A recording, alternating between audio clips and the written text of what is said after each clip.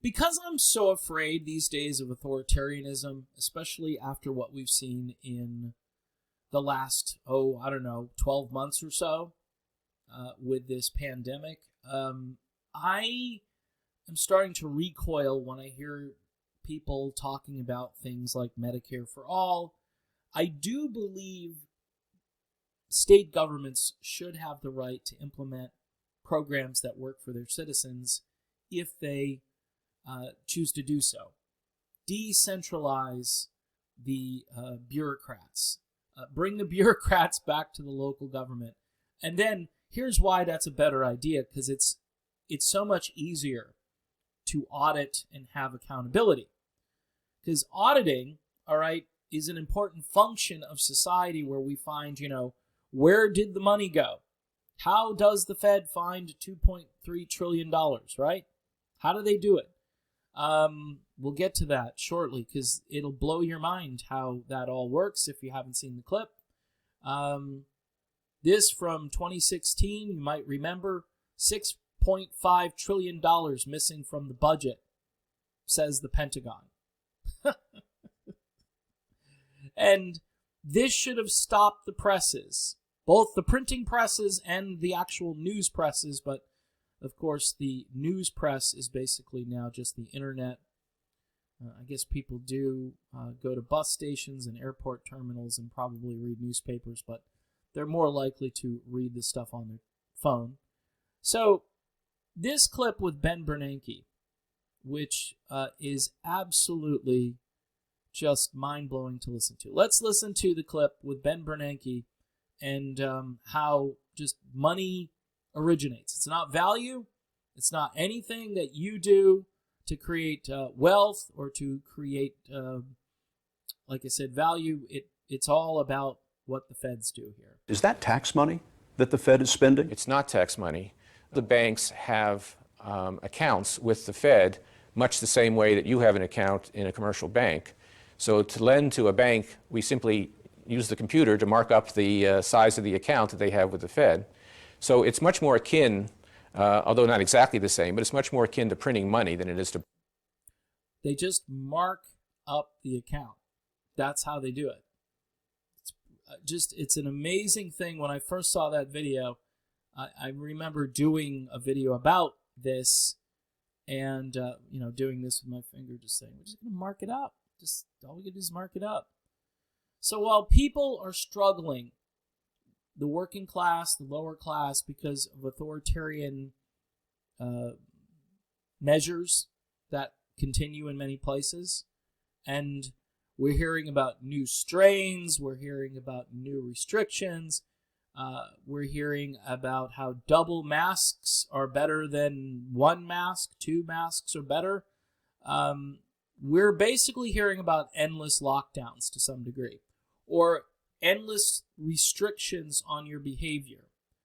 And again, if you're a libertarian and you're not screaming about this issue, then you're not really a libertarian. If you're more concerned about some of these politically correct issues that you may agree with, some of the things that, the candidacy of Joe Jorgensen focused on out of the box when a lot of protests were going around and things were getting burned down, like cities were getting torched.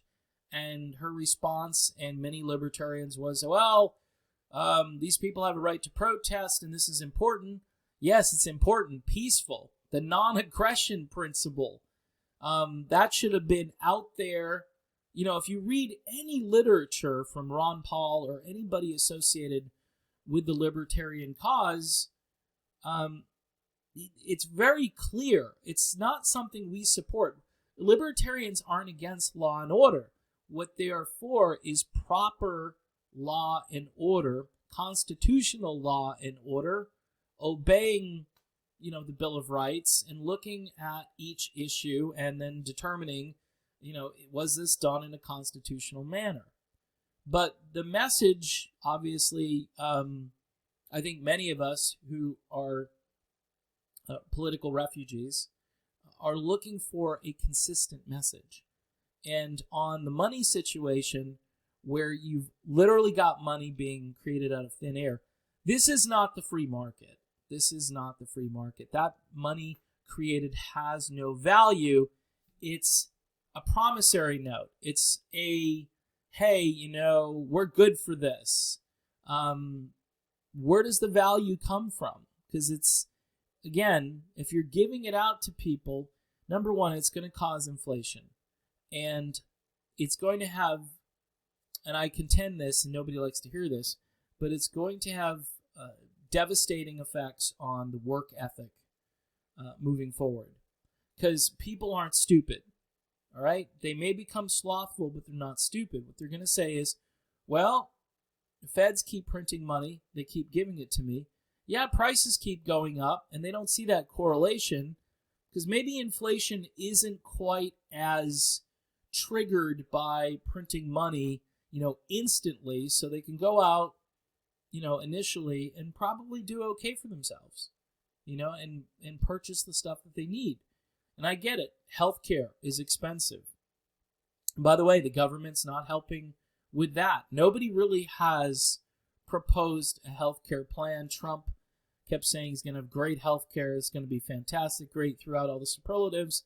And then he never got anything done. He took away the individual mandate, which truly I think was unconstitutional, to charge some folks for a product that they weren't going to use or didn't want to use. That's why we don't need mandates. Mandates are ridiculous. Mandates are what has made many people afraid of their own government moving forward because most people want to obey and do the right thing, but they don't want to be told to do things that they think might be, say, detrimental to their own health. This tyranny, this medical tyranny, and these lockdowns and forced vaccinations, and you're going to need a passport, you're going to need this and that. Oh, were you vaccinated? No. Well, why not? Because I'm afraid of it. It's an experimental vaccine, number one.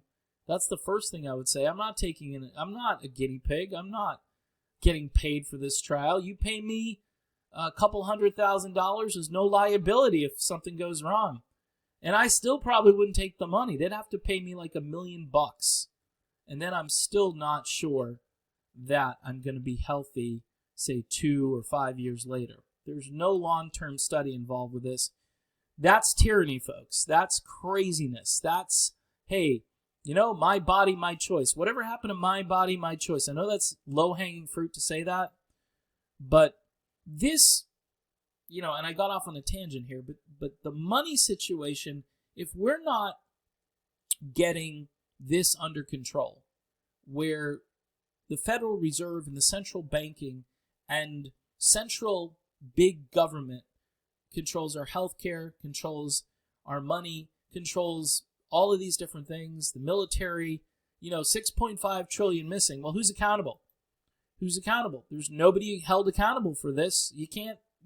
What are you going to do? I mean, this is big military here, like big pharma. Oh, well, we lost it, but we're still going to get $1 trillion next year, and there's nothing that anybody can do about it. I'm shocked that this story got leaked out somehow because it just shows the incredible waste. I mean, we're about 30 trillion in debt right now, so this would be about, what, a little more than 1/5 of that? They could have, this could be going on at a level that we can't even conceive, right? And the national debt could all be from this, accounting, or, gee, we don't know where the money went, or did we just pay off all of the people that helped build up the military and all the military contractors? Did they all get kickbacks, and did that money go to certain places that would be just, I would say, equal parts of the government? Because this is my contention now. When you look at what's happening in our government, large corporations, and that would include obviously any government contractor who is going to get paid in perpetuity, and that's why a lot of people in the business world wanted Biden to be president, because Biden is just going to write these people a blank check because he wants to get reelected. Well, maybe he doesn't want to get reelected, but he just wanted to play the game the way the game's always been played. And there are progressives and conservatives and libertarians who've had it. We've had it. We've had enough. And we want the game to be played the right way because we can't participate in this cronyism. We don't get a piece of this giant pie. $6.5 trillion. I mean, you could wipe out homelessness. You could wipe out inner city poverty. You could wipe out any of these disparities in places where cities are being gentrified and so forth.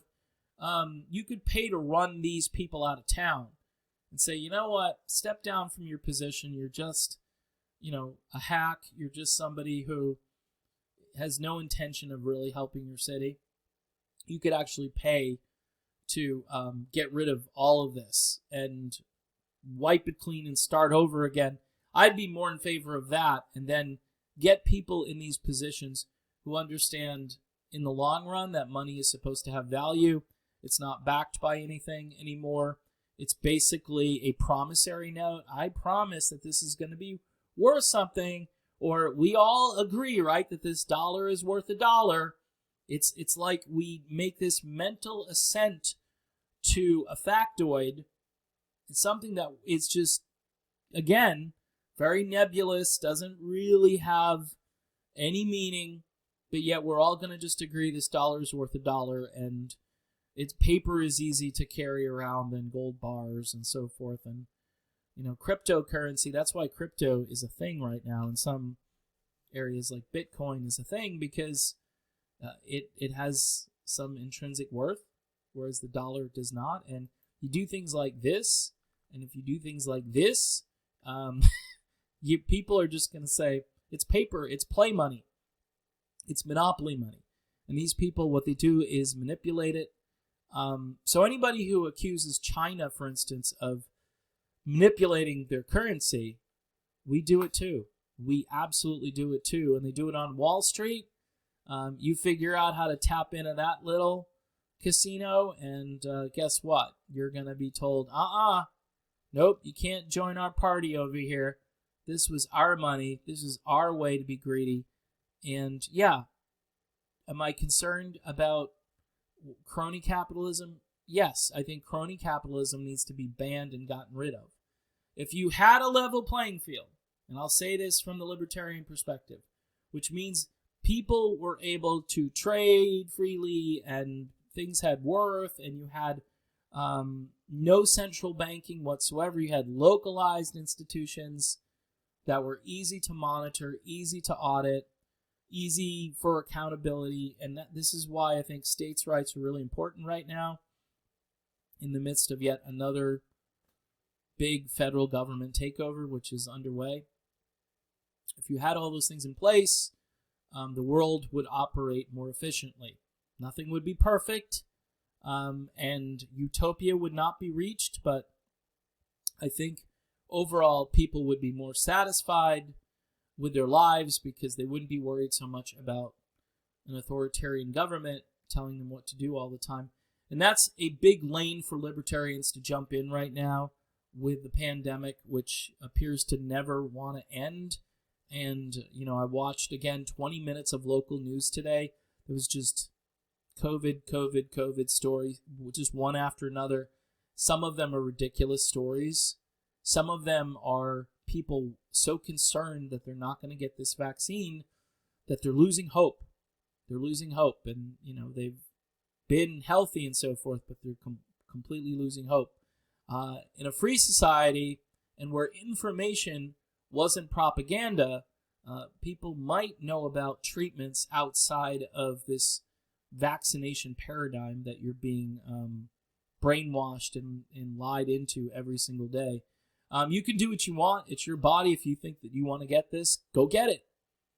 Go get it. But there's a reason that African Americans, by the way, are really apprehensive about getting the vaccine. If you know their history with being tested on and lied to and so forth. Anyway, the propaganda out of control, whether it's the money supply, whether it's all of these issues that are directly affecting you right now. And yeah, if your state wants to do a program, decentralize it, bring it home, and try it out, and have the citizens vote on it, that sort of thing. Don't just implement it by fiat and tell everybody this is what they have to do. We need at least some accountability and just a couple of shreds of libertarianism in there to possibly make the program more palatable to the market in general. But most libertarians are going to want free market solutions, but decentralization is ground zero right now for any liberty movement as far as I can tell. So again, that's my video. Thanks for watching, and I will see you soon.